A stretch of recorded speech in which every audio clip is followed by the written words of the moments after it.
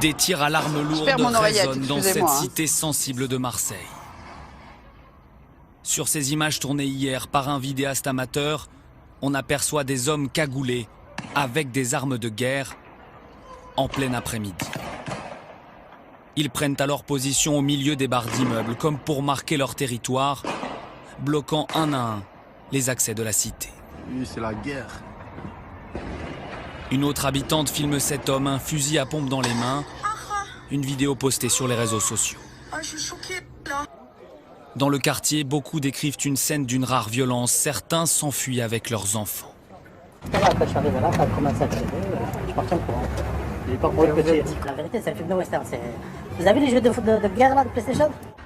Appelés par des habitants du quartier, les fonctionnaires de police parviennent à faire fuir les individus. Mais les coups de feu se poursuivent. Sur ces images, on voit plusieurs véhicules faire demi-tour au beau milieu de la route, puis les malfaiteurs prennent la fuite.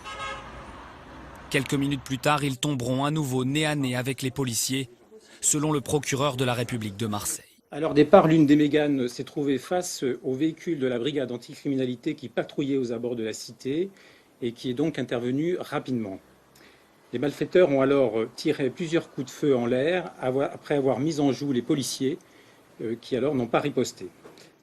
Depuis hier, les enquêteurs passent le quartier au peigne fin à la recherche de premiers indices et travaillent notamment sur une piste criminelle. Nous essayons également d'avoir d'autres témoignages, si cela est possible, pour confirmer ce qui, effectivement, tel que cela nous est décrit, correspond à un enlèvement d'une personne dont on nous dit qu'elle faisait le guetteur dans le cadre de la cité. Une escalade de la violence dans cette cité marseillaise connue comme un haut lieu du trafic de drogue. Et en direct de Marseille, on retrouve Benjamin Delombe. Bonsoir Benjamin, l'enquête s'annonce complexe pour retrouver ce commando armé. Oui, absolument, Carole. On l'a vu, les malfaiteurs étaient cagoulés et tout de noir vêtus, ce qui évidemment ne facilite pas la tâche des enquêteurs. Le procureur de la République de Marseille a même reconnu lui-même cet après-midi que pour l'heure, aucun élément ne permettait d'identifier formellement les individus recherchés. Pour autant, ce soir, eh bien, la police a une piste. 2 voitures ont été retrouvées carbonisées près du quartier où a eu lieu la fusillade. Les policiers cherchent désormais à savoir si elles correspondent au modèle de Renault Mégane noire aperçu lors de l'échange de tirs. Si c'était le cas, Carole, eh bien l'enquête pourrait alors rapidement prendre un nouveau tour.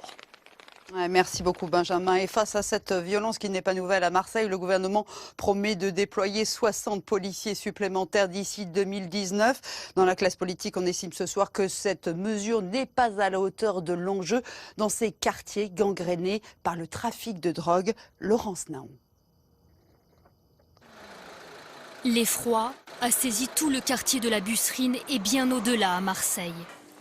Une nouvelle fois, le collectif Trop Jeune pour Mourir dénonce un quotidien de violence. On vit comme ça, au rythme de ces bandes rivales qui s'entretuent et en plein jour, parfois même à visage découvert. Et semant la terreur. Nous, on vit dans ces cités avec cette espèce de terreur et suspendu à la vie. Depuis l'irruption du commando armé, des renforts de police ont été déployés dans le quartier selon le préfet de police. J'ai mobilisé des moyens de sécurité mobile, des CRS, dès hier après-midi dans la cité. Ils y sont à nouveau aujourd'hui et ils seront maintenus autant que nécessaire.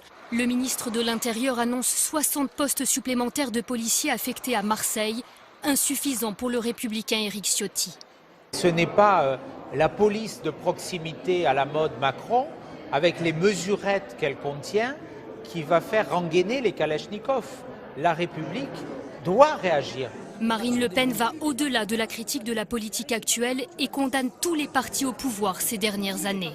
Nos gouvernements ne savent pas ce qu'ils veulent, car ils sont empêtrés dans une forme de clientélisme, dans une forme d'électoralisme depuis tellement d'années qu'ils ne sont plus libres de prendre les décisions nécessaires pour protéger nos concitoyens.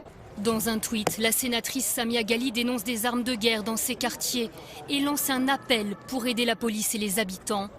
Depuis le début de l'année, Marseille a connu 9